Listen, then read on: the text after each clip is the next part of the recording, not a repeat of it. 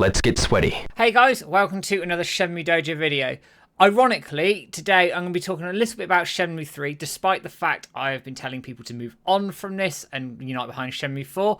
This is a video idea I've had in sort of thinking for a little while now, and I just wanted to talk a tiny bit about the ending of Shenmue 3 and the question around of essentially, was there more planned for this?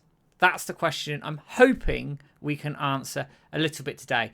Now, this idea came from me scouring the Shenmue 3 notebook way back for the website, and I noticed a couple of entries which I'm going to bring up on the screen now for you to sort of give a bit of context to how this video sort of came about.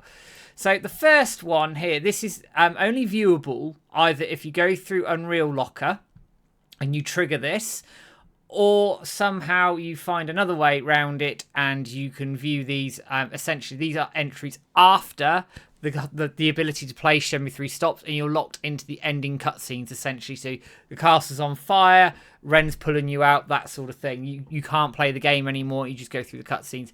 These entries happen very much during that, and you can't see them. So the first one here, it's quite obvious that Ryo couldn't take down Landy, lost again.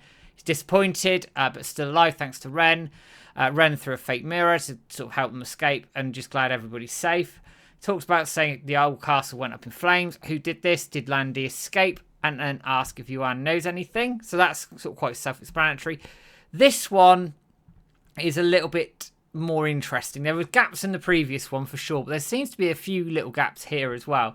As we know, at the end of Shenmue 3, Yuan tells Ryo about Awao and Zhao, and also about Landy being obviously Zhao Zhongmin's son and being taken in with the Chi men, etc.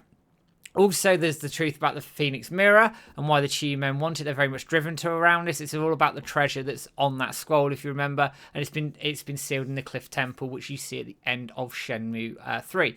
So it's now time to discover its secret. And Landy's going that way according to Ryo's notes here.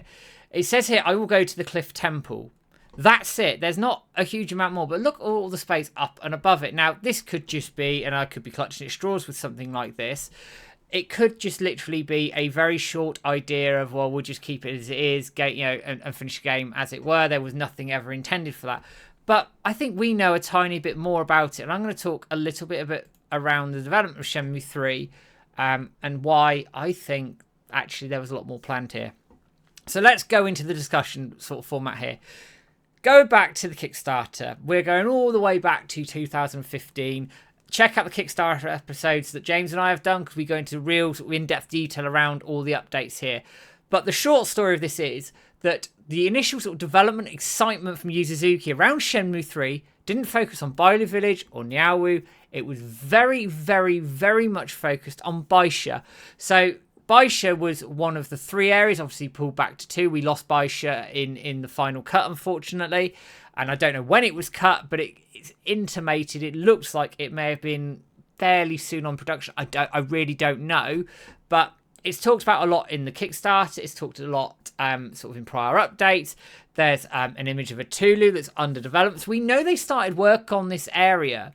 But how far along was it? We just don't know. But it seemed, from the Kickstarter at least, to be very much at the centre of the development of Shenmue 3, and where the whole thing was going to come together in terms of the story, in terms of the ending, and everything just meshed together there as sort of one big sort of crescendo, if you like, then leading into a Shenmue 4.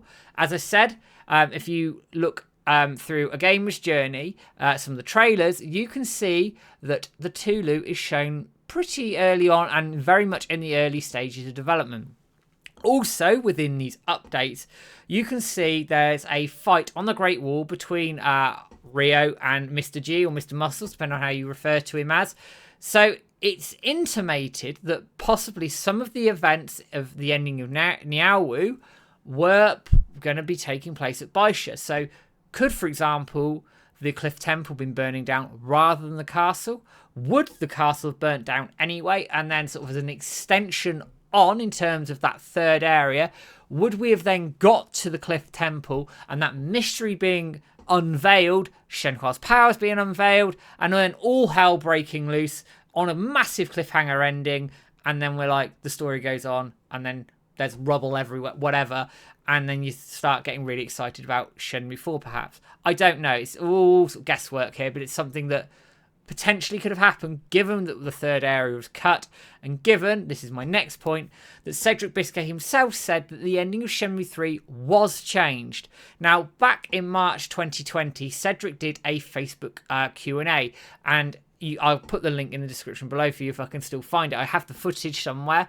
I'll upload it at some point if I can't find it.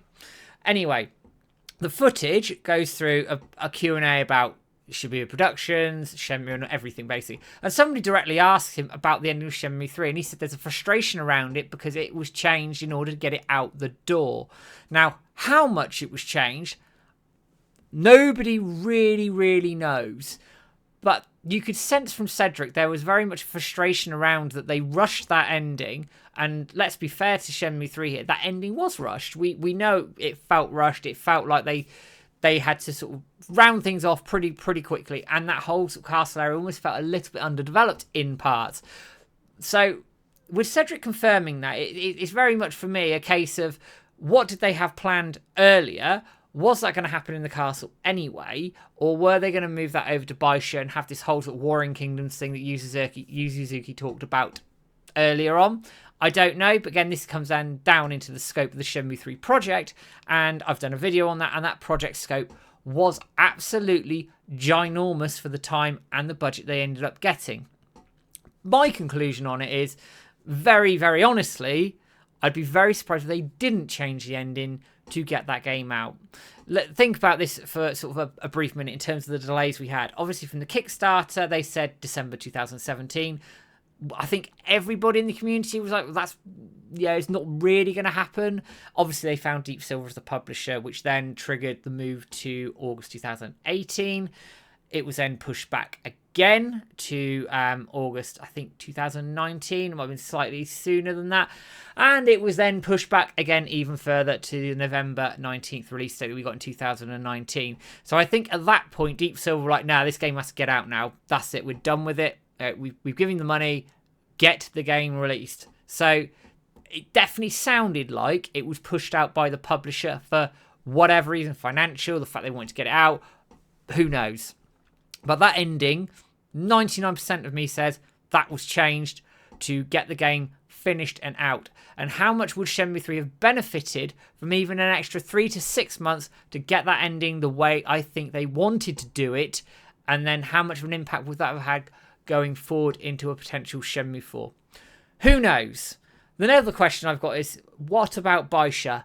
Are we going to see that come back? Yes or no? My personal feeling on it, unfortunately, guys, is I think that is now lost to the sands of time. It's not to say it couldn't be repurposed, and it may well be.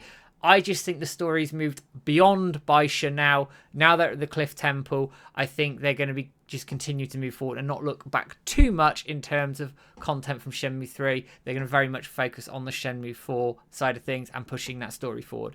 But anyway, guys, what do you think? Was the ending changed? Do you agree with me? Was it rushed? And what would you like to see in a Shenmue 4 from Shenmue 3? Do you think Baisha may well come back? Guys, thank you for enjoying the content as always. I'm going to give a shout out to our members right now. So for everybody who isn't aware, I'm sure you probably are by now because I do this every video. £2 a month. You sign up for the membership. You get all the videos ahead of time.